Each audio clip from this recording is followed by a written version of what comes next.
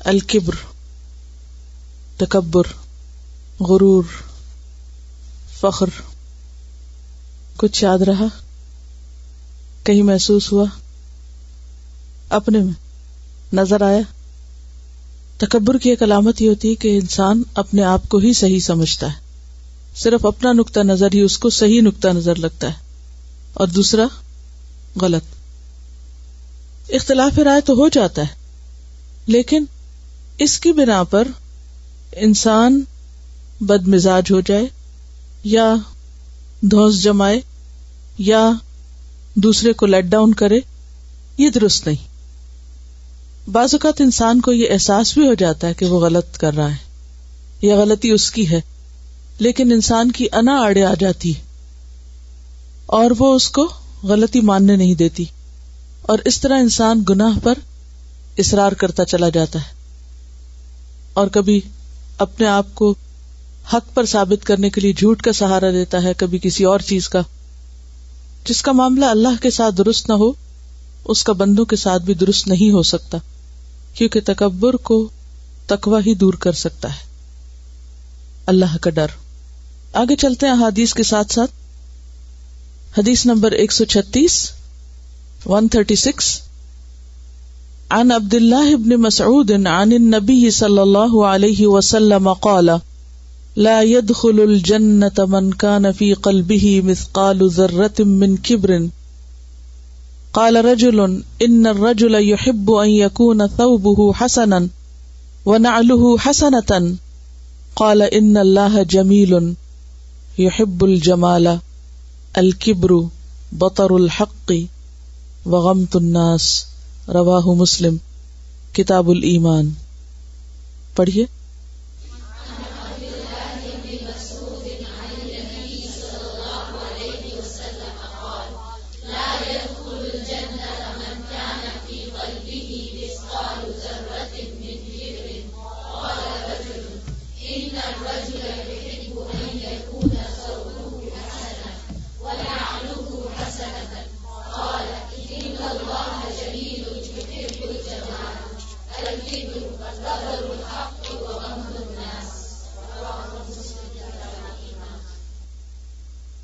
سیدنا عبداللہ بن مسعود رضی اللہ عنہ سے روایت ہے کہ نبی کریم صلی اللہ علیہ وسلم نے فرمایا، وہ شخص جنت میں نہیں جائے گا جس کے دل میں ایک ذرے کے برابر بھی تکبر ہوگا. ایک آدمی نے سوال کیا، آدمی کو یہ پسند ہے کہ اس کا لباس اچھا ہو اور اس کے جوتے اچھے ہوں. آپ صلی اللہ علیہ وسلم نے فرمایا، یقیناً اللہ تعالی جمیل ہے اور جمال کو پسند فرماتا ہے. تکبر حق کو ٹھکرانا اور لوگوں کو حقیر سمجھنا ہے. اور یہ حدیث تکبر کی ڈیفینیشن بھی بتا رہی ہے. عن عبداللہ بن مسعود، عبداللہ بن مسعود صحابی ہیں، ان سے روایت ہے رضی اللہ عنہ سے. عن النبی، وہ نبی صلی اللہ علیہ وسلم سے روایت کرتے ہیں. قال، نبی صلی اللہ علیہ وسلم نے فرمایا، لا يدخل الجنت، نہ داخل ہوگا جنت میں. کون؟ من کانا، جو کوئی ہے، فی قلبہ، اس کے دل میں، مثقال ذرۃ، ذرے کے وزن کے برابر، یعنی بہت تھوڑا سا، من کبرن، تکبر میں سے، یعنی سارا نکال دیا، تھوڑا سا بھی باقی ہے. قال رجل، تو ایک شخص نے کہا، یعنی جب نبی صلی اللہ علیہ وسلم یہ بات فرما رہے تھے تو ایک شخص بولا، ان الرجل، بے شک انسان، یحب، پسند کرتا ہے، ان یکون، کہ ہو، ثوبہ، اس کا لباس، حسنا، خوبصورت، یعنی ہر انسان کو خوبصورت لباس پسند ہے. ونعلہ حسنۃ، اور اس کا نعل یعنی جوتا، حسنۃ، خوبصورت. نعل چونکہ مؤنث ہے اس لیے حسنۃ کا لفظ آیا. قال، تو آپ صلی اللہ علیہ وسلم نے فرمایا، ان اللہ جمیل، بے شک اللہ تعالی جمیل ہے، یعنی خوبصورت ہے. یحب الجمال، خوبصورتی کو پسند کرتا ہے. خوبصورت لباس یا خوبصورت جوتے پہننا تکبر نہیں. تکبر ہے دراصل الکبر بطر الحق، حق کا انکار، حق کو رد کر دینا، حق کو ریجیکٹ کر دینا. وغمط الناس، اور لوگوں کو حقیر سمجھنا، اپنے سے کمتر سمجھنا۔ غمت کا لفظی معنی جو ہے وہ پست سمجھنا، نیچا سمجھنا، اور غمتہ کا اگر باب ضربہ سے ہو یا سمع سے تو حقیر جاننے کے معنوں میں آتا ہے۔ نعمت کی ناشکری کے لیے بھی آتا ہے، ناقدری کرنے کے لیے، یعنی کوئی شخص آپ پر احسان کرے اور آپ اس کا احسان نہ مانے، اللہ کی دی ہوئی نعمتوں کی قدر نہ کریں کہ میرے پاس کیا ہے، کچھ بھی نہیں۔ پھر اسی طرح غمت کہتے ہیں پست زمین کو، جو مصدر کے معنوں میں استعمال ہوتا ہے، پست زمین، زمین کا نچلا حصہ۔ تو تکبر کیا ہے؟ دراصل لوگوں کو اپنے سے کمتر جاننا، چھوٹا جاننا، ان کی طرف سے کیے جانے والے کسی احسان کو نہ ماننا، کیونکہ جب انسان کسی کا احسان مان لیتا ہے، اعتراف کر لیتا ہے، تو اس کا کیا مطلب ہے کہ وہ اس کو دراصل اپنے سے احسن، بہتر، بڑا قرار دے رہا ہوتا ہے۔ اب آپ دیکھیے کہ جب آپ احسان ہی نہ مانے کسی کا، تو کیا آپ اس کے شکر گزار ہو سکتے ہیں؟ شکر گزاری نہیں آتی۔ تو اس سے پتہ چلتا ہے کہ ہر خرابی کا آغاز کہاں سے ہوتا ہے؟ تکبر سے ہوتا ہے۔ ہر برائی کی جڑ میں تکبر ہوتا ہے۔ اسی لیے یہاں پر کہا گیا کہ جس کے دل میں رائی کے دانے برابر بھی تکبر ہے تو وہ جنت میں نہیں داخل ہوگا۔ کیوں؟ اس کا مطلب یہ ہے کہ اس کے اندر سے خرابیاں دور ہی نہیں ہوئی۔ اور آپ نے دیکھا ہوگا کہ بعض چیزیں اگر چھوٹی سی بھی باقی رہ جائیں، مثلاً کینسر ہی کی مثال لیجیے، تو کینسر کیا کرتا ہے؟ اچھے بھلے صحت مند انسان کو اندر ہی اندر سے ختم کر دیتا ہے، کھا جاتا ہے۔ اب اگر کسی مخصوص عضو میں، کسی پارٹ میں جسم کے کوئی ایسی بیماری ڈائگنوز ہو تو عموماً آپریٹ کر کے اس کو وہاں سے نکال دیا جاتا ہے۔ سارا بھی نکال دیں اور اگر تھوڑا سا حصہ بھی باقی رہ جائے تو کیا ہوتا ہے؟ پھر ٹریگر ہو جاتا ہے، پھر دوبارہ وہی پروسیس چل پڑتا ہے۔ تو جب تک انسان کے اندر تھوڑا سا بھی باقی ہو وہ امن میں نہیں رہ سکتا، پھر خدشہ ہے، چانس ہے اس بات کا کہ وہ بڑھ کر دوبارہ تناور درخت نہ بن جائے اور پھر اس سے مزید خرابیاں اور شر نہ پوٹے۔ جنت میں داخلہ کیوں منع ہے؟ جنت میں داخلہ اس لیے منع ہے کہ جنت ایک سکون کی جگہ ہے۔ تو متکبر لوگ نہ خود چین سے رہتے ہیں اور نہ کسی کو چین سے رہنے دیتے ہیں، کیونکہ ان کے باہمی تعلقات اچھے ہو ہی نہیں سکتے۔ مثلا دو لوگ اکٹھے رہ رہے ہیں، اگر ان میں سے ایک اپنے آپ کو دوسرے سے بڑی چیز سمجھتا ہو اور دوسرے کی عقل، سمجھ، علم، ہنر، شکل، صورت، کام، ہر چیز کو اپنے سے کمتر قرار دے، تو نتیجہ کیا ہوگا؟ دوسرا شخص ہر وقت ہیوملیشن محسوس کرے گا، دوسرے کے سامنے اپنے آپ کو ذلیل محسوس کرے گا۔ اب اگر دو لوگوں میں سے ایک اپنے آپ کو حقیر محسوس کر رہا ہے کیونکہ دوسرا اس کو مسلسل یہ احساس دلا رہا ہے کہ تم کسی قیمت کے نہیں ہو، تم کسی قابل نہیں ہو، تم کچھ بھی نہیں ہو، تمہارے اندر کوئی خوبی نہیں، تو جس کو وہ ذلیل کر رہا ہے کیا اس کے دل میں دوسرے کے لیے کوئی قدر، محبت، چاہت رہ جائے گی؟ کچھ بھی باقی نہیں رہے گا۔ اب ایسے دو لوگ اگر بظاہر اکٹھے رہیں بھی تو نتیجہ کیا ہوگا؟ ان کے دل پھٹے ہوئے ہوں گے، دل جڑے ہوئے نہیں ہوں گے، تعلقات اچھے ہو ہی نہیں سکتے۔ تو جنت چونکہ ایک ایسی بستی ہے کہ جہاں پر ہمیشہ ہمیشہ کے لیے خوشیاں رکھ دی اللہ نے، لہذا وہاں کے رہنے والوں کے اخلاق بھی ایسے ہونے چاہیے کہ جو ان خوشیوں کو انجوائے کر سکیں اور کرنے دیں، نہ کہ اپنی اور دوسروں کی زندگی حرام کر کے رکھیں۔ تو اس لیے بطر الحق میں دراصل اللہ کے مقابلے میں تکبر ہے، کیونکہ اللہ ہی حق ہے اور اس کا کلام حق ہے، ریالٹی، سچائی، حقیقت۔ اب اگر کوئی شخص اللہ کو یا اللہ کی کسی بات کو نہیں مانتا، اس کا انکار کر دیتا ہے، تو وہ دراصل کیا کر رہا ہوتا ہے؟ اللہ کے مقابلے میں تکبر کر رہا ہوتا ہے۔ یہ بطر الحق ہے۔ اور بندوں کے مقابلے میں بندوں کو اپنے سے حقیر سمجھنا. اصل میں تکبر نام ہی ہے خلاف حقیقت رویے کے، خلاف حقیقت بات. خلاف حقیقت کیسے؟ جھوٹ بھی یہی ہوتا ہے نا، خلاف حقیقت. خلاف حقیقت کیا چیز؟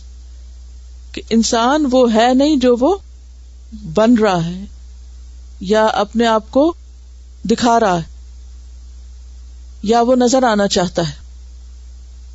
تو بات یہ ہے کہ دنیا کی بڑائی نہیں ہے. اگر کسی انسان کو دوسرے کے مقابلے میں کوئی بھی نعمت زیادہ مل گئی ہے تو اس بنا پر اس کو حق نہیں کہ وہ جس کو وہ نعمت نہیں ملی اس کو حقیر سمجھے، ذلیل کرے.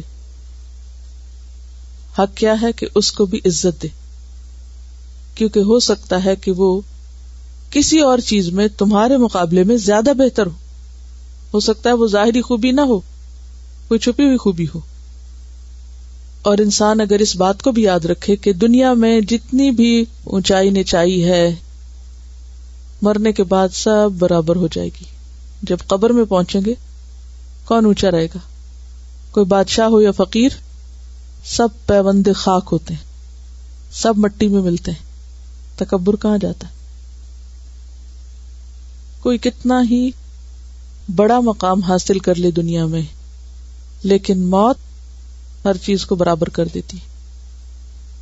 اسی لیے بخاری کی ایک حدیث میں آتا ہے کہ اللہ پر حق ہے اس بات کا کہ ہر اوپر جانے والی چیز کو نیچے کر دے. جیسے انگریزی میں کہتے ہیں کہ ڈیتھ از دا گریٹسٹ ایکولائزر. موت سب کو برابر کر دیتی ہے، فنا کر دیتی ہے، ہر ایک کی اکڑ توڑ دیتی ہے. اور کل قیامت کے دن جب انسان اللہ کے حضور حاضر ہوگا، دوبارہ اٹھے گا تو کیا ہوگا؟ وہی ہوگا جو وہ ہے، خافضۃ الرافعہ. آج کی پستی، اونچ نیچ سب ختم ہو کر وہاں پر اونچا وہ ہوگا جو اللہ کے ہاں اونچا ہے، جو اللہ کے ہاں عزت والا ہے. اسی طرح نماز کو آپ دیکھیے کہ جب نماز میں سب لوگ کھڑے ہوتے ہیں ایک صف میں، اور کتنا زیادہ حکم ہے کہ صف برابر کرو، کوئی آگے پیچھے نہ ہو، سوائے امام کے کہ وہ ایک ضرورت کے تحت آگے ہوتا ہے، اس لیے نہیں کہ وہ اپنے آپ کو دوسروں سے کوئی بڑی چیز سمجھنے لگے. اسے ایک ڈسپلن قائم کرنا ہوتا ہے. جب سجدے میں جاتے ہیں تو اسی زمین پر بادشاہ بھی ناک رکھتا ہے جس پر ایک غلام رکھتا ہے، ایک معمولی انسان رکھتا ہے. جب روزہ ہوتا ہے سب برابر ہو جاتے ہیں، حج میں سب ایک ہی جگہ ہوتے ہیں. تو اسلامی عبادات جو ہیں یہ بھی دراصل تکبر کے خاتمے کے لیے عملی تدابیر ہیں، پریکٹیکل سولوشن ہے. اور یہاں پر یہ جو دوسری بات کہی گئی کہ ان الرجل يحب ان يكون ثوبه حسنا ونعله حسنة، کہ یہ انسان کی ویکنس ہے نا، خوبصورت چیزیں اس کو اچھی لگتی ہیں. اللہ ہی نے بندے کے اندر ایک حس رکھی ہے. مثلاً اگر آپ کوئی چیز خریدنے لگتے ہیں تو اس وقت کس چیز کو پریفر کرتے ہیں؟ جو دوسرے کے مقابلے میں زیادہ خوبصورت، اٹریکٹیو ہو. اسی طرح کچھ کھا رہے ہوتے ہیں، کچھ پہن رہے ہوتے ہیں تو اچھی چیزوں کو دل چاہتا ہے انسان کا، اور اللہ سبحانہ وتعالیٰ نے ان کو حرام نہیں کیا، وہ بندوں ہی کے لیے پیدا کی ہیں. لیکن مشکل جب ہوتی ہے کہ جب وہ چیزیں استعمال کر کے انسان جن کے پاس نہیں ان کو اپنے سے کمتر درجے پہ رکھے اور ان سے پھر ایسا معاملہ کرے کہ جیسے کسی حقیر انسان سے کیا جاتا ہے. ابن عباس کہتے ہیں، بخاری کی روایت ہے، کل ما شئت والبس ما شئت ان اخطأت کاثنتان صرف و مخیلۃ. جو چاہو کھاؤ، جو چاہو پہنو، جب تک کہ تمہارے اندر دو چیزیں نہ ہوں. اور وہ کیا ہے؟ گھمنڈ اور اسراف. صرف ان کا معنی اسراف، اور مخیلۃ گھمنڈ. یعنی اسراف نہ کرو، اپنی وسعت سے زیادہ خرچ نہ کرو، اپنی حیثیت سے زیادہ نہ پاؤں پھیلاؤ، اور اسی طرح اپنے آپ کو دوسروں کے مقابلے میں بڑا نہ سمجھو.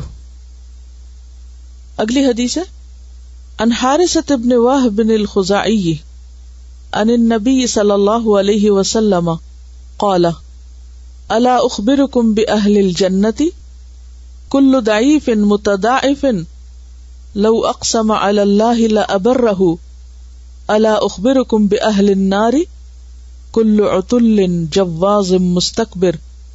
رواہ البخاری کتاب الادب. پڑھیے.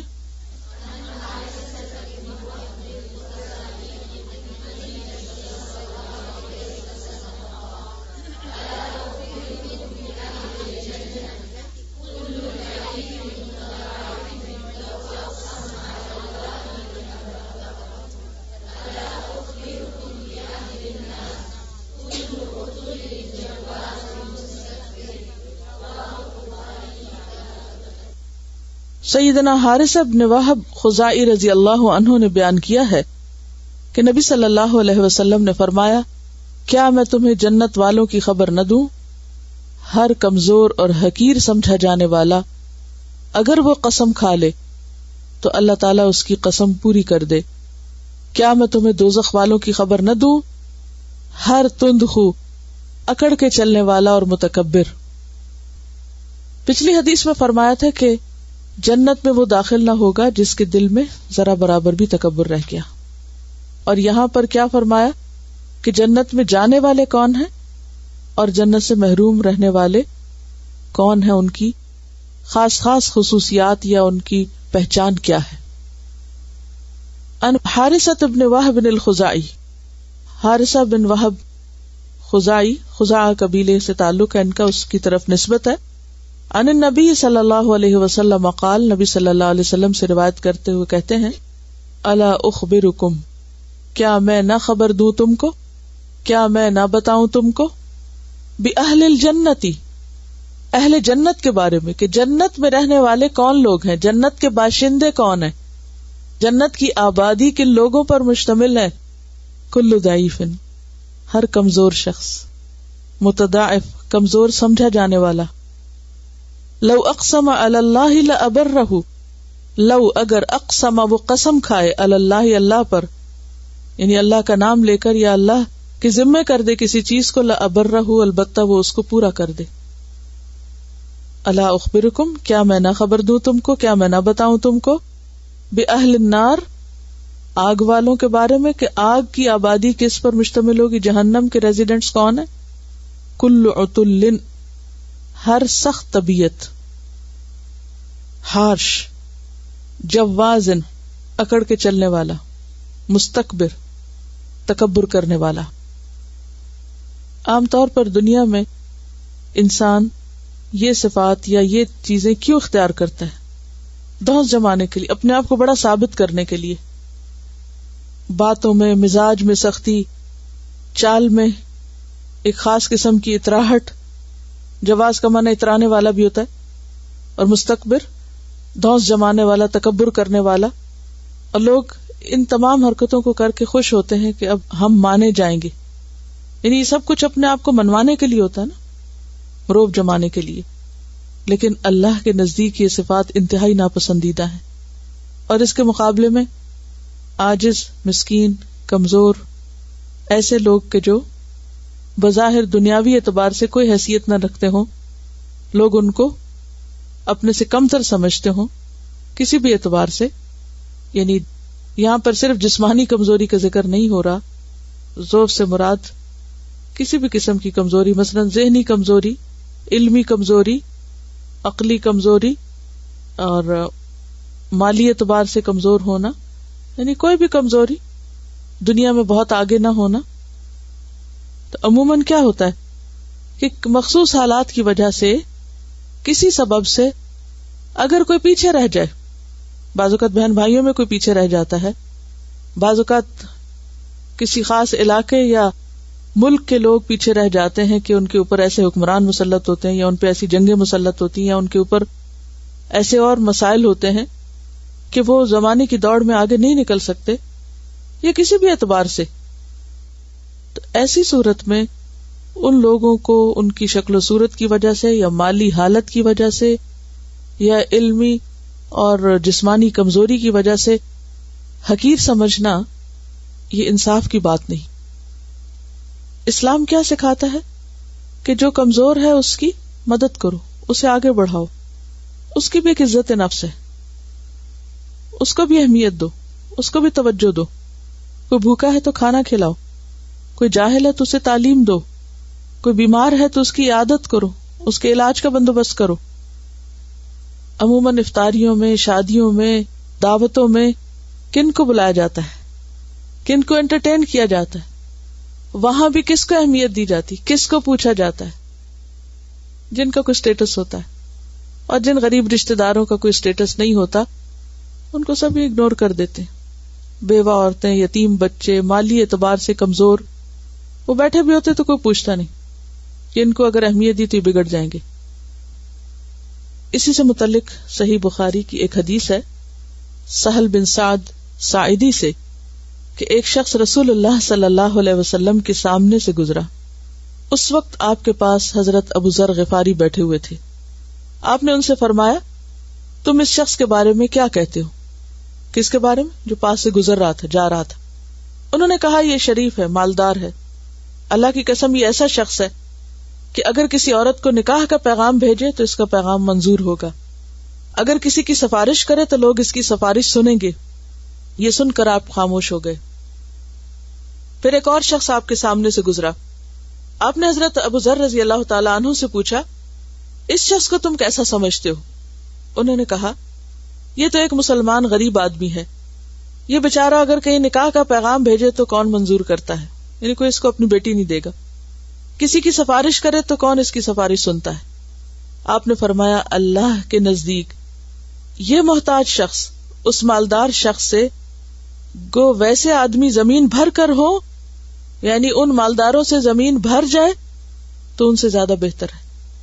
یہ فقیر پہلے شخص جیسے دنیا بھر کے آدمیوں سے بہتر ہے.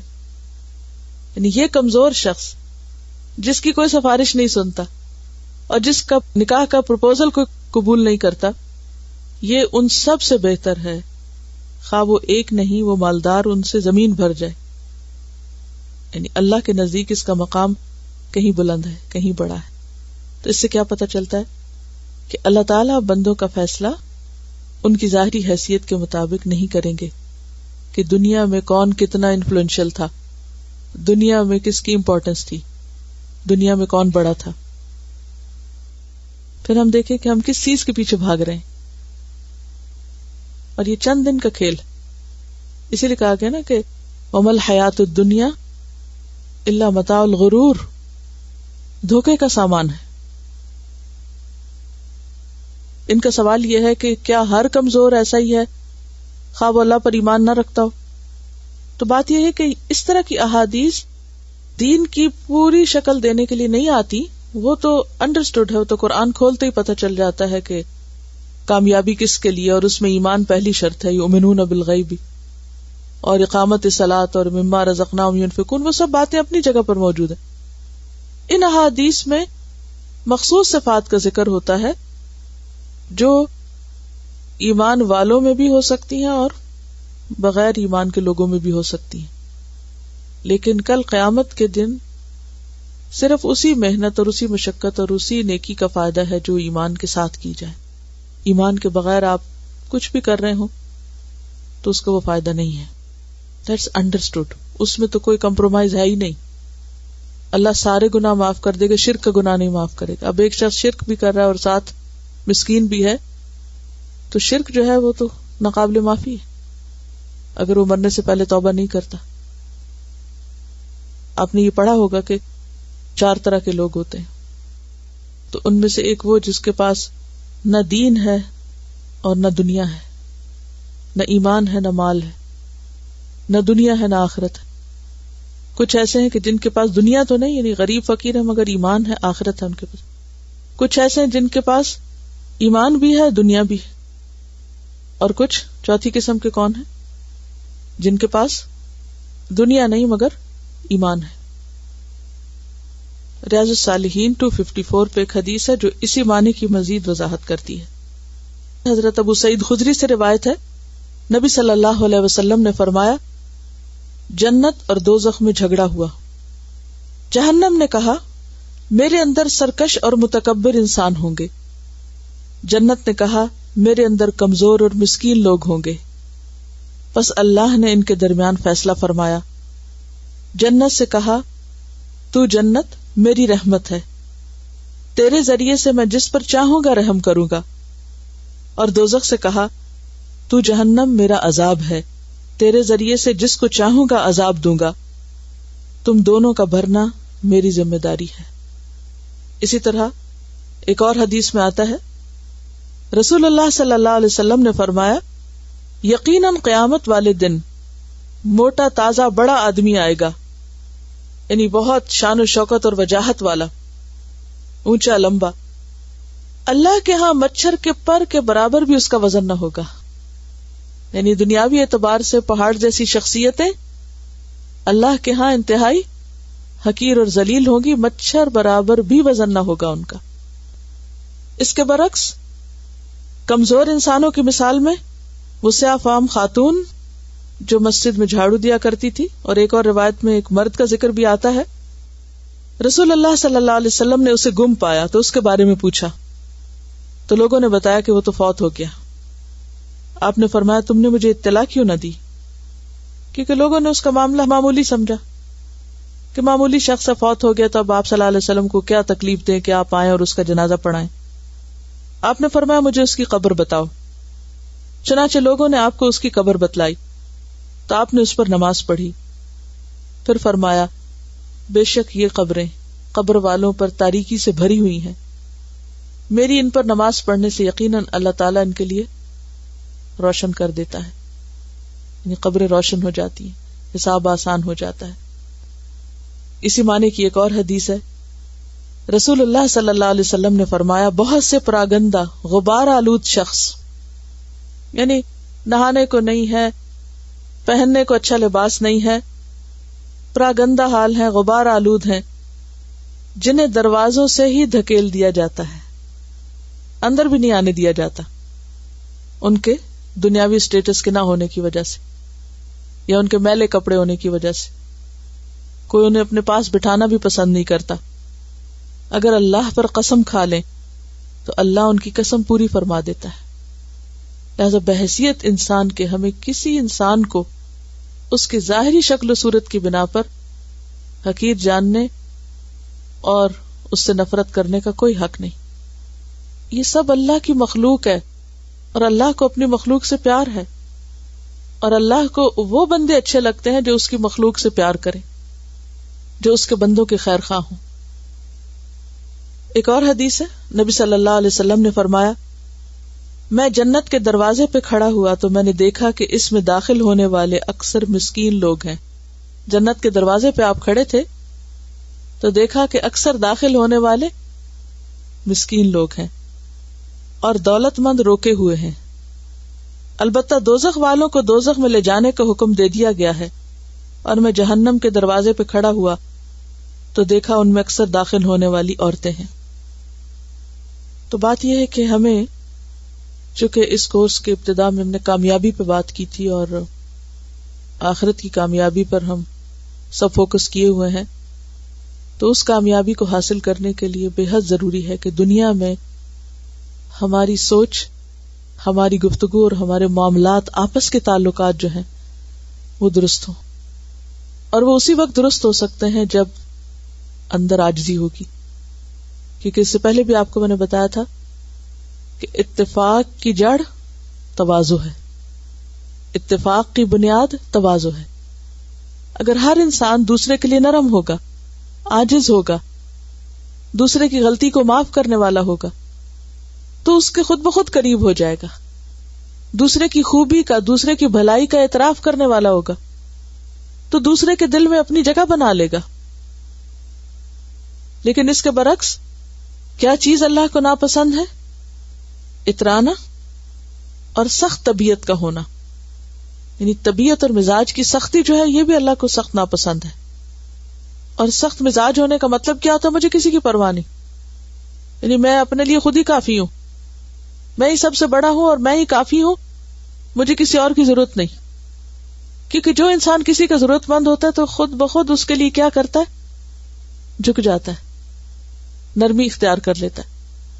اور یہ نرمی اس کی مجبوری کی وجہ سے ہوتی ہے. لیکن جس شخص کے پاس بہت کچھ ہو اس کو مجبوری نہیں ہوتی، لہذا وہ اکڑنا شروع کر دیتا ہے. لیکن جو شخص اللہ کے لیے جھک جائے، من تواضع للہ رفعہ اللہ، کسی مجبوری میں نہ جھکے، اللہ کی خاطر، اللہ اس کو بلندی عطا کرتا ہے، اللہ لوگوں کے دلوں میں اس کی عزت پیدا کر دیتا ہے. اگلی حدیث ہے عن ابی ہریرہ قال قال رسول اللہ صلی اللہ علیہ وسلم ثلاثة لا يكلمهم اللہ یوم القیامۃ ولا يزکیہم قال ابو معاویہ ولا ينظر الیہم ولہم عذاب علیم شیخ زان وملک کذاب وعائل مستکبر. رواہ مسلم کتاب الایمان. پڑھیے.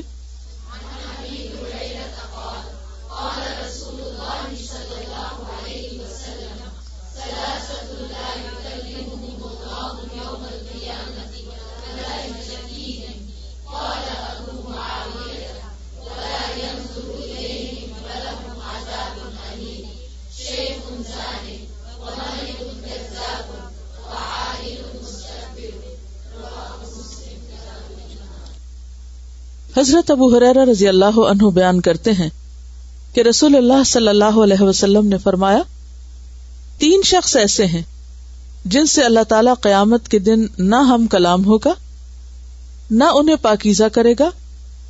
اور کہا ابو معاویہ رضی اللہ عنہ نے کہ نہ ان کی جانب دیکھے گا اور ان کے لیے دردناک عذاب ہے.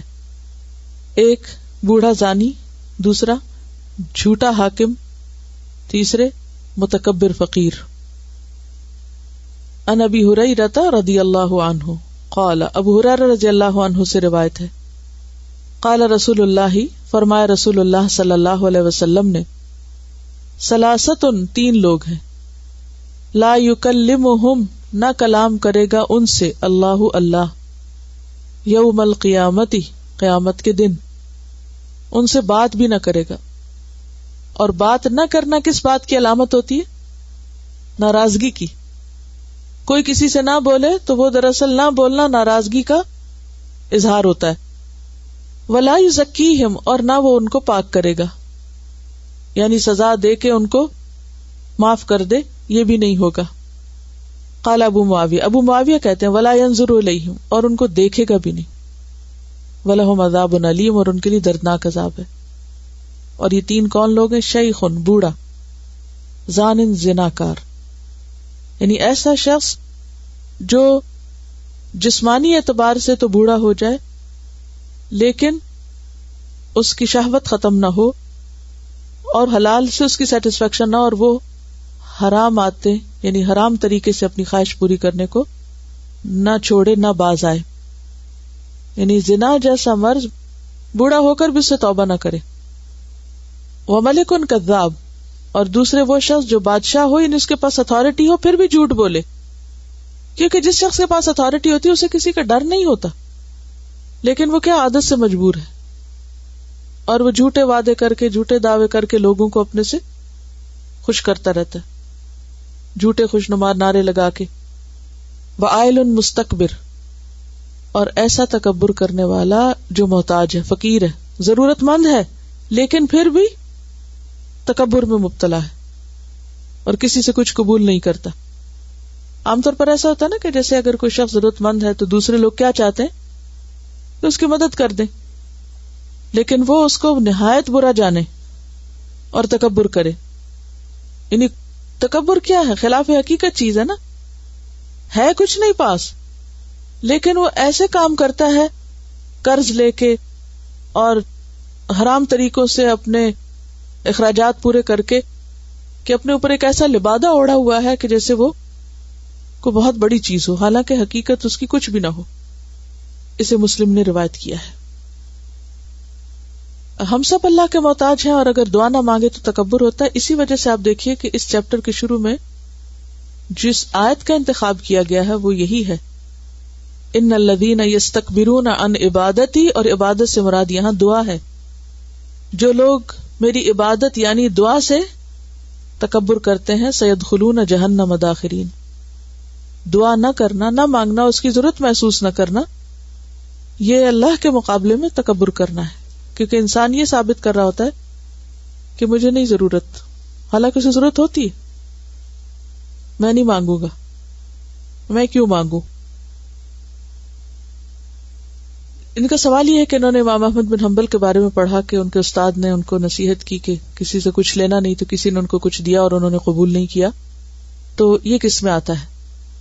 بات یہ ہے کہ کسی سے قبول نہ کرنا ایک الگ چیز ہے، لیکن تکبر کرنا، غریب ہوتے ہوئے، ضرورت مند ہوتے ہوئے دھونس جمانا اور یہ شو آف کرنا کہ ہم ضرورت مند نہیں ہیں، یا یہ کہ اپنے آپ کو جھوٹے طریقوں سے، خود ساختہ طریقوں سے دوسروں کے مقابلے میں لانا، ایسا لباس پہننا یا ایسے رنگ ڈھنگ اختیار کرنا کہ جس سے کیا ثابت ہو کہ ہم کسی سے کم تھوڑی ہیں. جھوٹی شیخی بگارنا یہ منع ہے. امام احمد بن حنبل نے اگر کچھ قبول نہیں کیا تو اس کا یہ مطلب نہیں کہ انہوں نے کوئی جھوٹی شیخی بکھاری. یہاں جس چیز کی ممانعت ہے وہ کیا ہے؟ نہ ہوتے ہوئے کیا ظاہر کرنا؟ بہت کچھ. اور پھر یہ ہے کہ استاد اپنے شاگردوں کو خوب جانتے ہوتے ہیں. جب وہ اپنے کسی خاص شاگرد کو کسی طرح ڈسپلن کرنے کے لیے یا اس میں کسی اور خاص خوبی کو پیدا کرنے کے لیے کوئی مخصوص نصیحت کر دیتے ہیں تو وہ ان کے بہت فائدے کی ہوتی ہے، کیونکہ جیسے ماں باپ ہوتے ہیں نا تو ان کو پتا ہوتا ہے کہ اس بچے میں یہ کمزوری ہے، اور وہ اس کو اس طرح کی خاص نصیحت کرتے ہیں کہ تم کبھی کسی سے مثلا ادھار نہ لینا، تم کبھی کسی سے یہ نہ کرنا. کیوں؟ ان کو پتا ہوتا ہے کہ اگر اس کو یہاں ڈھیلا چھوڑ دیا تو یہ چیز اس کے لیے مصیبت کا باعث بن جائے گی، یہ اپنے آپ کو ہلاکت میں ڈال لے گا. تو وہ مخصوص حالات کے تحت ہے. لیکن پھر وہ ایک استاد اور شاگرد کا معاملہ ہے. اللہ کا دین اور اللہ کی سنت اپنی جگہ باقی ہے. عمومی حالات میں کیا حکم ہے؟ لیکن ہر چیز کا ایک ایکسپشنل کیس ہوتا ہے، مخصوص حالات ہوتے ہیں اور ایک عمومی حالت ہوتی ہے. حضرت یعقوب علیہ السلام نے اپنے اوپر اونٹ کے گوشت کا پرہیز لاگو کیا تھا. کس وجہ سے؟ بیماری تھی. اونٹ کا گوشت، خرگوش کا گوشت اور اس طرح کی کچھ چیزیں.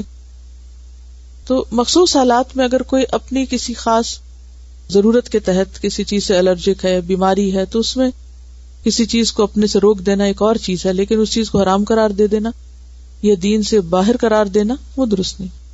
وہ ٹھیک ہے سیلف ریسپیکٹ کی وجہ سے، یا یہ کہ بھیک مانگنے کو ناپسندیدہ قرار دیا گیا، لیکن یہاں جس چیز سے پھر بات یہی ہے کہ منع کیا جا رہا ہے وہ یہ کہ انسان وہ نظر آئے جو وہ ہے نہیں. کیا میں واضح کر سکوں؟ عائل مستکبر کیا ہے؟ دراصل فقیر خود کو امیر ظاہر کر رہا ہے. اب یہاں اس نے جھوٹا لبادہ اوڑھ لیا نا، وہ ہے نہیں جو وہ دکھائی دے رہا ہے، ڈاچ کر رہا ہے نا، دوسرے کو دھوکہ دے رہا ہے. اور کیا ایسا نہیں ہوتا کہ بعض اوقات لوگ اس سے دھوکہ کھا لیتے ہیں اور پھر سخت مصیبت میں پڑ جاتے ہیں. بعض شادیاں اس بنا پر ہوتی ہیں کہ دوسرے کو یہ دھوکہ دیا جاتا ہے کہ جیسے ہمارے پاس بہت کچھ ہے. مثلا جب کوئی رشتہ دیکھنے کے لیے آتا ہے تو مانگے تانگے کی چیزیں، برتن اور لباس اور چیزیں پہن کے اور رکھ کے اور دوسرے کی خاطرداری کی جاتی ہے، یہ ظاہر کرنے کے لیے کہ ہمارے پاس بہت کچھ ہے. لیکن بعد میں حقیقت پتہ چلتی کچھ بھی نہیں. شادی کے موقع پر دلہن کو پہنانے کے لیے مانگے تانگے کا زیور لا کے پہنا دیا جاتا ہے اور سارے رشتہ داروں میں اور برادری میں یہ ظاہر کیا جاتا ہے کہ یہ سسرال والے لائے ہیں، حالانکہ وہ اگلے ہی دن واپس لے لیا جاتا ہے اور جس کا ہوتا ہے اس کو لوٹا دیا جاتا ہے. ایسے میں پھر کیا ہوتا ہے؟ سب اعتماد ٹوٹ جاتا ہے، جھگڑے شروع ہو جاتے ہیں، فساد ہوتا ہے، بہت کچھ ہوتا ہے. یعنی آپ وہ نظر آئیں جو آپ ہے نہیں، آپ کی حقیقت اصلیت کچھ اور ہے اور آپ بن کے کچھ اور دکھا رہے ہیں، تو یہ چیز سخت ناپسندیدہ. دیکھیے مینٹین اسی حد تک رکھنا چاہیے نا جو آپ ہیں. اگر مینٹین رکھنے کے لیے آپ انفیئر مینز اختیار کر رہے ہیں، مثلا قرضہ لیے چلے جا رہے ہیں، تو اس سے کیا ہوتا ہے؟ بعض لوگ خود کو مینٹین رکھنے کے لیے بہت غلط طریقے اختیار کرتے ہیں اور اس سے اور زیادہ مشکل میں پڑتے ہیں. یعنی آپ ضرورت مند ہوں اور یہ پریٹینڈ کریں کہ میں ضرورت مند نہیں ہوں. آپ بھوکے ہوں اور آپ کہیں کہ میں بھوکا نہیں ہوں. یہ غلط ہے. ان کا سوال یہ ہے اگر کسی نے آپ کو ہرٹ کیا ہے اور آپ غصے میں تکلیف میں ہیں اور پھر بھی آپ جواباً کچھ نہیں کہتے، آپ مسکرا رہے ہیں یا آپ اچھی طرح پیش آ رہے ہیں، تو کیا یہ منافقت نہیں؟ بالکل منافقت نہیں. نبی صلی اللہ علیہ وسلم کا صحابہ کرام کا طریقہ کیا تھا؟ جب ایک شخص حضرت ابو بکر کو گالیاں دے رہا تھا تو آپ مسکرا رہے تھے. اب بات یہ ہے کہ اس وقت اپنے آپ کو روک لینا، بری بات نہ کرنا، مسکرا کر ہی معاملہ کرنا، یہ بہت ہی اعلیٰ درجے کا اخلاق ہے.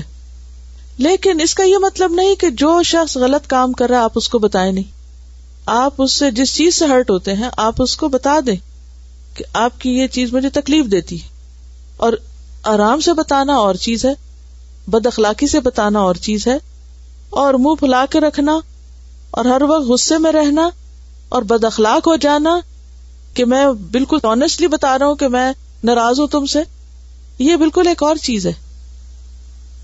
تو احسن صورتحال کیا ہے کہ آپ ضرور بتائیں دوسرے کو کہ مجھے آپ سے تکلیف پہنچی ہے، لیکن بعض اوقات دوسرے کو یہ پتا بھی نہیں ہوتا کہ کس بات سے تکلیف پہنچی. ایسا ہوتا ہے یا نہیں؟ بعض اوقات کوئی شخص آپ سے ناراض دکھائی دیتا اور آپ کو سمجھ ہی نہیں آتی کس بات پہ ناراض ہے. اب آپ اس کے لیے ایک پہیلی چھوڑ دیتے ہیں کہ آپ خود ہی سارٹ آؤٹ کرو کہ میں کس پہ ناراض ہوں. کیسے انسان جان سکتا ہے؟ تو انسان کو اپنے معاملات میں بالکل واضح ہونا چاہیے، صاف بتا دینا چاہیے یہ اور یہ چیز جو ہے یہ مجھے نہیں اچھی لگتی.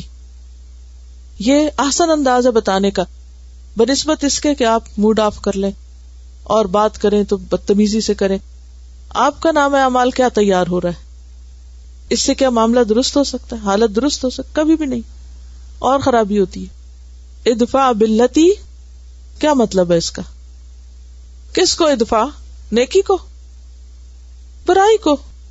ادفع باللتی ہی احسن، احسن طریقے سے دوسرے کو بتاؤ جس سے دوسرے کو بات سمجھ آ جائے. چیپٹر کے احادیث تو بظاہر ختم ہو گئی، لیکن تکبر کا باب مکمل نہیں ہوتا جب تک ہم تواضع کے بارے میں نہ جانیں. اگر تکبر نہیں کرنا تو کیا کرنا ہے؟ پھر تواضع اختیار کرنا ہے، کیونکہ تکبر کی نفی ہوتی ہے تواضع سے. تواضع کا لفظی معنی کیا ہے؟ عاجزی اختیار کرنا، ہمبلنس. واو ضاد عین سے وضع کا معنی ہوتا رکھ دینا. تکبر کا مطلب ہے اونچا ہونا، اور تواضع کا کیا مطلب ہے؟ نیچا ہونا. یعنی نیچا ہونے سے مراد خود کو ذلیل کرنا نہیں، مراد کیا ہے اس سے؟ ہمبل ہونا. تواضع اور انکساری کے بارے میں بہت سی احادیث منہاج المسلم میں ہیں. آپ سب سے یہ چاہوں گی کہ آپ منہاج المسلم کے پیج نمبر 274 کو گھر جا کر بھی پڑھیں، اور اپنی کتاب میں اس کتاب کا ریفرنس اینڈ پر لکھ لیں، تاکہ کل کو اگر آپ کبھی کسی کو تکبر کے موضوع پر کچھ بتانے لگے تو ساتھ ہی آپ اس کے اینڈ پر کنٹینیو کریں. کس سے؟ تواضع اور انکساری سے. تو تواضع اور انکساری کے موضوع پر منہاج المسلم میں احادیث اور آیات موجود ہیں. پیج ہے 274. رسول اللہ صلی اللہ علیہ وسلم کا ارشاد ہے، ما نقصت صدقۃ من مال وما زاد اللہ عبدا بعفو الا عزا وما تواضع احد للہ الا رفعہ اللہ. صحیح مسلم. آپ نے فرمایا خیرات مال کو کم نہیں کرتی، صدقے سے مال کم نہیں ہوتا، معاف کرنے پر اللہ بندے کو اور عزت عطا کرتا ہے، اور جو اللہ کے لیے تواضع کرے اللہ اسے اونچا کر دیتا ہے اللہ کی خاطر. اور اللہ کی خاطر کا مطلب کیا ہے؟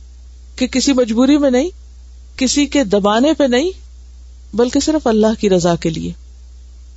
ایک اور حدیث ہے، آپ صلی اللہ علیہ وسلم نے فرمایا، یحشر المتکبرون یوم القیامت امثال الذر فی صور الدجال یغشاہم الذل من کل مکان یساقون الی سجن فی جہنم یقال له بلس تعلوہ نار الانیار یسقون من عصارۃ اہل النار طینۃ الخبال. قیامت کے دن متکبر دجال کی صورت میں اور چیونٹیوں کی طرح اٹھائے جائیں گے، ہر جگہ ان پر ذلت حاوی ہوگی. جہنم سے بلس نامی ایک قید خانے میں ان کو دھکیلا جائے گا، یعنی جہنم کی جیل میں دھکیلا جائے گا.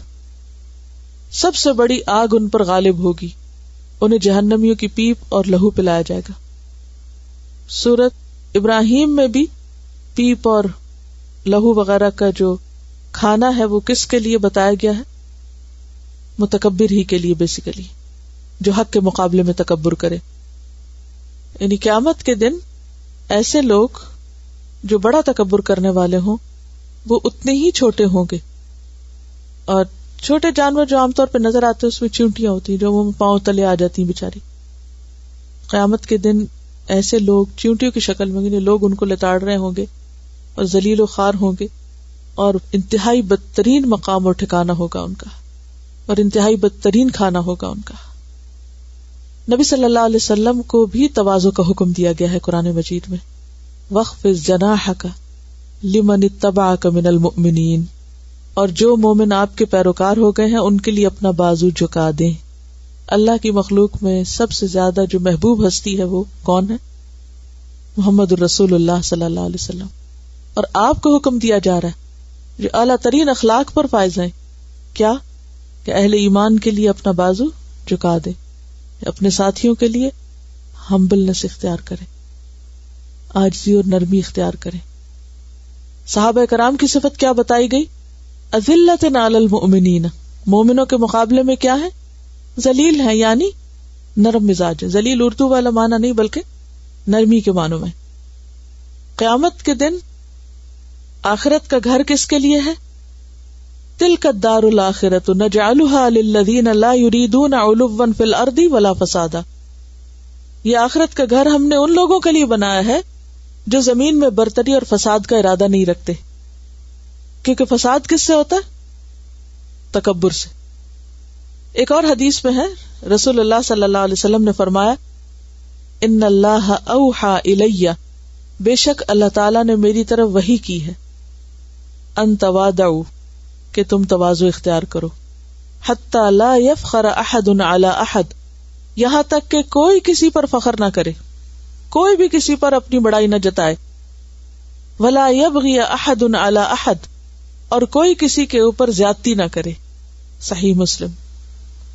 ایک اور حدیث میں آپ صلی اللہ علیہ وسلم نے فرمایا، جو نبی بھی مبعوث کیا گیا، کوئی پیغمبر بھی جو دنیا میں آیا، اس نے بکریاں چرائی ہیں. یہ بات بتانے کا مقصد کیا ہے؟ تو معمولی پیشہ اختیار کیا، اور اس معمولی پیشہ اختیار کرنے میں ان کی کوئی عزت کم نہیں ہوئی. آج آپ دیکھیں کہ بکریاں چرانے والوں کو ہم کیا مقام دے سکتے ہیں، دنیاوی اعتبار سے ان کو کیا عزت دی جاتی، لیکن اللہ کے تمام انبیاء نے یہ کام کیا ہے.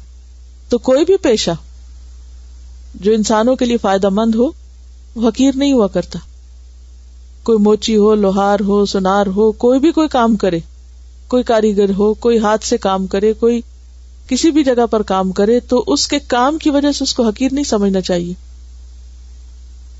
ہمارے عام طور پر لوگوں کی عزت پیشے کے اعتبار سے کی جاتی.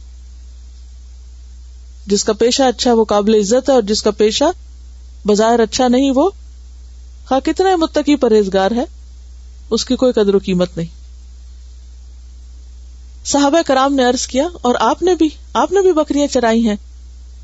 فرمایا، ہاں، میں نے بھی چند قیرات کے عوض اہل مکہ کی بکریاں چرائی ہیں. اور بکری کے کھر کی دعوت قبول کرنے کی احادیث آپ پڑھ ہی چکے ہیں. تواضع کے کچھ مظاہر ہوتے ہیں. کیسے پتا چلے کہ کوئی انسان متواضع ہے یا نہیں؟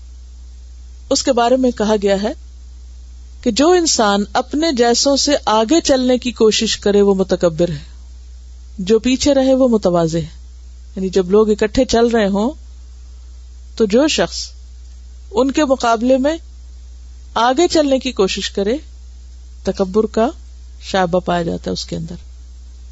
ہاں، ضرورت کے تحت اگر کوئی شخص تیز جا رہا ہے، آگے جا رہا ہے، کوئی جگہ بنانی ہے، کوئی کام ہے اس کو، وہ ایک الگ چیز ہے.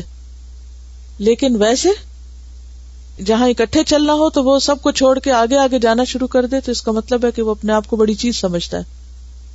دوسری نشانی، صاحب علم و فضل کی ملاقات کے لیے اٹھے، اسے بٹھائے اور اس کے جوتے سیدھے کرے، گھر کے دروازے تک اس کے ساتھ جا کر الوداع کرے، یہ شخص متواضع ہے. کون؟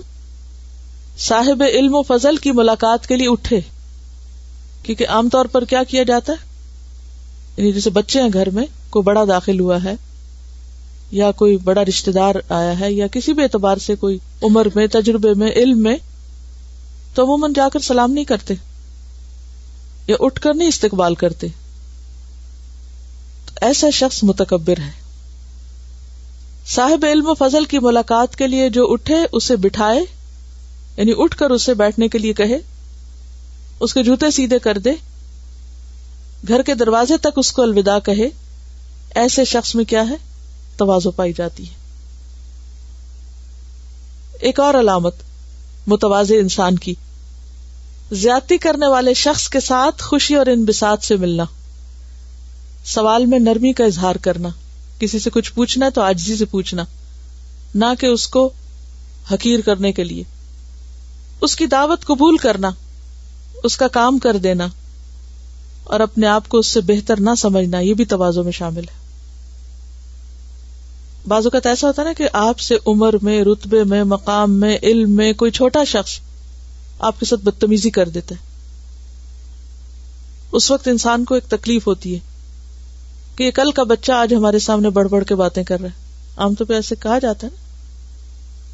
تو پھر انسان کو ایک تکلیف جب پہنچتی ہے تو بعض اوقات انسان پھر اس کو اپنے دل میں رکھ لیتا ہے. پھر کیا ہوتا ہے، باقی سب سے تو انسان اچھی طرح مل رہا ہوتا ہے، اس کو اگنور کر دیتا ہے. بعض اوقات کانشیسلی اگنور کر دیتے ہیں ہم ان لوگوں کو جن سے ہمیں کبھی کسی طرح کی تکلیف ہوئی ہو، خود آگے بڑھ کے نہیں ملتے. تو یہ بھی کس بات کی علامت ہے؟ تکبر کی. تواضع کیا ہے؟ کہ جس نے آپ کو تنگ کیا ہو، ستایا ہو، کوئی تکلیف دی ہو، جب آپ دوبارہ آپ اس سے ملے تو خوش ہو کے ملے، آگے بڑھ کے ملے، خود سلام میں پہل کرے. یعنی بعض اوقات یہ ہے کہ اگر کسی بچے نے کوئی انتہائی بدتمیزی کی ہے، اب آپ شاؤٹ بیک نہیں کرنا چاہتے لیکن خاموشی اختیار کر لیتے ہیں، تھوڑی دیر کے لیے اس کو اگنور کر دیتے ہیں. وہ ایک ڈسپلن سکھانے کے لیے وقتی طور پر ہے، لیکن ایک عادت بنا لینا، جب بولنا بدتمیزی سے بولنا اور دل میں رکھ لینا اور پھر اس شخص کو لیٹ ڈاؤن کرنا، یہ درست نہیں. جو اپنے سے فضل اور علم میں کم تر یا برابر کی ملاقات کو جائے، یعنی مثلاً آپ کسی ایسے شخص کے گھر میں جائیں جو دنیاوی مرتبے مقام میں آپ سے کم ہے، یعنی کوئی امیر شخص کسی غریب کے گھر میں چلا جائے، کوئی عالم کسی جاہل کے پاس ملنے چلا جائے، اور اسی طرح دنیاوی اعتبار میں جو بڑے مقام اور مرتبے ہیں، کوئی جرنیل کسی عام سپاہی کے گھر چلا جائے، اس کے ساتھ سامان اٹھائے یا اس کے کام کے لیے اس کے ساتھ جائے، تو ایسا شخص بھی متواضع ہے. پھر اسی طرح فقراء، مساکین اور مصیبت زدہ لوگوں کے پاس بیٹھنے والا، ان کے ساتھ کھانا کھانے اور ان کے راستے میں چلنے والا بھی متواضع کہلائے گا. کھانے پینے میں اسراف سے بچنے اور لباس میں تکبر اور غرور سے احتراز کرنے والا بھی متواضع ہے. چند مثالیں. عمر بن عبدالعزیز رات کو لکھ رہے تھے کہ ان کے پاس ایک مہمان آ گیا، چراغ بجھ رہا تھا. مہمان چراغ درست کرنے کے لیے جانے لگا تو عمر بن عبدالعزیز نے کہا، مہمان سے خدمت لینا کرم اور شرف کے خلاف ہے. مہمان نے کہا، میں نوکر کو اٹھا دیتا ہوں، اگر آپ مجھ سے خدمت نہیں لینا چاہتے تو میں اس کو اٹھا دیتا ہوں. عمر رحمۃ اللہ علیہ نے فرمایا، وہ ابھی ابھی سویا ہے، اسے اٹھانا مناسب نہیں. چنانچہ خود اٹھے، تیل کی بوتل سے چراغ بھر کر روشن کر دیا. جب مہمان نے کہا، آپ نے خود ہی یہ کام کر لیا، تو فرمایا، میں پہلے بھی عمر تھا اور اب بھی وہی ہوں، میرے اندر کوئی بھی کمی نہیں ہوئی. یعنی تیل بھرنے سے میرے اندر کوئی کمی واقع نہیں ہوئی. اور انسانوں میں اچھا وہ ہے جو اللہ کے ہاں متواضع ہے، یعنی اس کا نام متواضع لوگوں میں لکھا ہوا ہے. ابو ہریرہ رضی اللہ عنہ لکڑیوں کا گٹھا اٹھائے مدینہ کے بازار سے گزر رہے تھے. ان دنوں مدینہ میں مروان کے قائم مقام تھے. فرما رہے تھے، امیر یعنی ابو ہریرہ خود آ رہا ہے، گزرنے کے لیے راستہ کھلا کر دو. اس لیے کہ وہ لکڑیوں کا گٹھا اٹھائے ہوئے. عام طور پر تو بڑوں کے لیے راستہ کیوں کھلا کیا جاتا ہے؟ کہ وہ کسی تکلیف سے بچ کے گزرے. سیدنا عمر بن خطاب ایک دن بائیں ہاتھ میں گوشت اٹھائے ہوئے تھے، دائیں میں درہ تھا، اور یہ ان دنوں خلیفہ اور امیر المومنین تھے. درہ ہوتی ہے اوزار. سیدنا علی نے ایک دن گوشت خریدا اور اپنی چادر میں باندھ لیا. ساتھیوں نے کہا، ہم اٹھا لیتے. فرمایا، جن بچوں نے کھانا ہے ان کا باپ اٹھائے، یہ بہتر ہے. سیدنا انس فرماتے کہ مدینہ منورہ کی لونڈی بھی رسول اللہ صلی اللہ علیہ وسلم کو جہاں چاہتی دوسرے لوگوں سے الگ بات کرنے کے لیے لے جاتی. ابو سلمہ کا بیان ہے، میں نے ابو سعید خدری سے کہا، لوگوں نے لباس، طعام، سواری اور پینے کی چیزوں میں کیا کیا ایجادات کر لی ہیں، یہ اس دور کی بات ہے، آج دیکھیں تو کیا حال ہو۔ ابو سعید نے جواب دیا، بھتیجے آپ کا کھانا پینا اور پہننا سب اللہ کے لیے ہونا چاہیے، اس میں اگر خود پسندی، فخر، ریا اور نمائش پیدا ہو جائے تو یہ گناہ اور اسراف ہے۔ تو گھر کے کاموں میں وہ سب کام کر جو رسول اللہ صلی اللہ علیہ وسلم کیا کرتے تھے۔ آپ اونٹ کو چارہ ڈالتے، اسے باندھتے، گھر میں جھاڑو دیتے، بکری دھوتے، جوتے گانٹتے، کپڑا پیبند کر لیتے، نوکر کے ساتھ بیٹھ کر کھانا کھا لیتے، وہ تھک جاتا تو آٹا پیس دیتے، بازار سے چیزیں خرید کر لاتے اور اس میں کبھی کوئی آر محسوس نہ کرتے تھے۔ خریدی ہوئی چیز اپنے ہاتھ میں پکڑ کر لے آتے یا کپڑے میں باندھ کر گھر واپس لے آتے۔ غنی، فقیر، بڑے چھوٹے سب سے مصافحہ کرتے۔ نمازیوں میں سے جو سامنے آ جاتا، چھوٹا یا بڑا، کالا یا گورا، آزاد یا غلام، ہر ایک کو سلام کرنے میں پہل کرتے۔ یہ ہے تواضع۔ ان عادتوں سے پتہ چلتا ہے کہ تکبر ختم ہو گیا ہے۔ اسی طرح بیٹھنے کے انداز میں کیا ہوتی ہے تواضع۔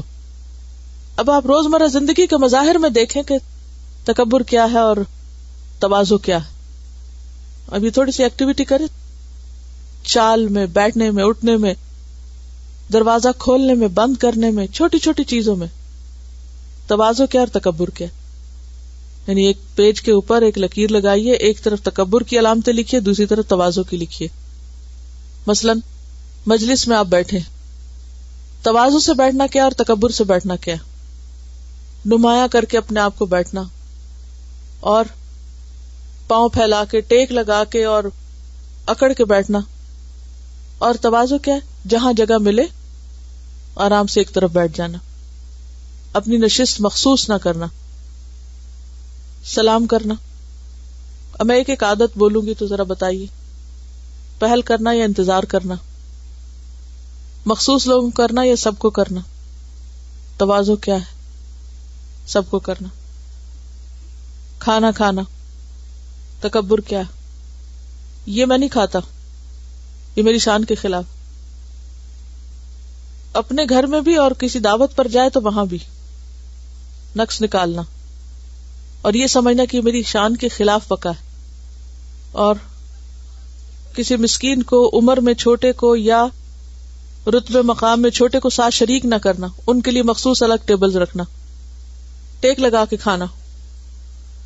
لباس، انہیں لباس میں ایسے رنگ ڈھنگ اختیار کرنا اور نیت یہ ہونا کہ میں دوسروں سے نمایاں نظر آؤں۔ ابن عباس نے کہا تھا نا، جو چاہو کھاؤ، جو چاہو پہنو، اس میں حرج نہیں ہے جب تک کہ فضول خرچی اور خود پسندی نہ ہو، تکبر نہ ہو۔ قیمتی لباس اگر کوئی اس لیے پہنے کہ میں دوسروں کے مقابلے میں زیادہ بڑا نظر آؤں، میری شان بلند ہو جائے، تو یہ درست نہیں۔ سواری، معمولی کار نہیں لینا، حیثیت ہے یا نہیں، آرام دہ ہے یا نہیں، ضرورت ہے یا نہیں، کیسی سواری لینا جس کی شان و شوکت زیادہ ہو، جس سے دوسروں پر رعب جاڑنا مقصود ہو۔ ورنہ گزارا تو کسی بھی چیز میں ہو سکتا ہے، ضرورت ہے تو آپ جتنی چاہے بڑی لے لیں، جتنی چاہے مضبوط لے لیں۔ اور بیٹھنے کا انداز ہی فرق ہوتا ہے، حتیٰ کہ ایک دروازہ کھولنے اور بند کرنے کے انداز میں بھی فرق ہوتا ہے۔ بعض لوگ آپ دیکھیں گے کہ بینگ کریں گے دروازے، واش روم میں جائیں گے تو کیا کریں گے، دھڑ سے دروازہ بند کر کے جائیں گے، کھولیں گے دھڑ سے بند کریں گے۔ کیوں؟ ان کے اندر انسانیت نہیں، احساس نہیں کہ کسی اور کو تکلیف ہوگی میرے اس عمل سے۔ چلیں گے تو پاؤں مار کے چلیں گے، انہیں کوئی احساس نہیں کہ کوئی سو رہا ہے یا جاگ رہا ہے۔ تکبر کی علامت ہے نا۔ اگر آپ کے دل میں دوسروں کا درد، ہمدردی، آپ دوسروں کو بھی اہمیت دیتے ہیں تو سوال نہیں پیدا ہوتا کہ آپ کی چال میں یہ سب کچھ ہو۔ آپ سمٹ کے چلیں گے، سمٹ کے بیٹھیں گے، دوسرے کو سپیس دیں گے، دوسرے کے لیے وہ چاہیں گے جو اپنے لیے چاہتے ہیں، دوسرے کے آرام سکون کا خیال رکھیں گے۔ قرآن مجید میں عباد الرحمن کی جو صفات ہیں، وعباد الرحمن الذین یمشون علی الارض ہونا، ہر چیز میں آہستگی، نرمی، اسی طرح معمولی لباس پہننے میں عار محسوس کرنا، یہ بھی تکبر ہے کہ لو یہ میں پہنوں. اور نبی صلی اللہ علیہ وسلم نہ صرف یہ کہ گھر میں کام کاج کر لیا کرتے تھے، ابھی آپ نے اس کی تفصیل پڑھی ہے، بلکہ اگر کہیں مسجد میں بھی کوئی ایسی چیز دیکھتے، مثلا صفائی کی، ایک جگہ آپ نے دیکھا کہ کسی نے ناک صاف کر کے تو گندگی پھینک دی، تو آپ صلی اللہ علیہ وسلم نے خود پتھر سے رگڑ کر اس کو صاف کر دیا، اور کوئی عار محسوس نہیں کی. خندق دوسروں کے ساتھ کھود رہے تھے، کوئی عار محسوس نہیں کیا. پھر اسی طرح آپ غیر معمولی القابات سے بھی پرہیز کرتے تھے، بڑے بڑے ٹائٹلز اپنے لیے لگانا. حضرت انس کہتے ہیں کہ ایک شخص آیا اور بولا، یا خیر البریتی، اے انسانوں میں سب سے اچھے. خیر البریہ کون ہوگا؟ مخلوق میں سب سے بہترین. آپ نے فرمایا یہ وصف تو ابراہیم علیہ السلام کا ہے. مجھے کیوں کہتے ہو؟ یہ ابراہیم علیہ السلام کا ہے. ایک اور موقع پر آپ نے یوسف علیہ السلام کے لیے فرمایا الکریم ابن الکریم ابن الکریم ابن الکریم. تو بات یہ ہے کہ آپ نے یہ نہیں کہا میں خود ہی اچھا ہوں، حالانکہ آپ سب سے اچھے. آپ صلی اللہ علیہ وسلم نے خاص طور پر منع کیا کہ لوگوں میری تعریف میں مبالغہ آرائی نہ کرنا. لا تطرونی کما اطرت النصارى عیسی ابن مریم، مجھے میری حد سے زیادہ نہ بڑھانا، میری شان میں غلوب نہ کرنا، جیسے نصارہ نے مسیح ابن مریم کے لیے کیا، اللہ کا بیٹا بنا دیا ان کو. آپ بھی ڈھونڈیے کچھ نہ کچھ، کوئی کوٹس یا کوئی اور باتیں، تاکہ مزید اس کی ہم تہ میں جائیں، کیونکہ یہ ایسی بری بیماری ہے کہ اگر رائی کے دانے برابر بھی رہ گئی تو مصیبت ہو جائے گی. تو اس کا آخری ذرہ تک اپنے اندر سے نکالنا ہے.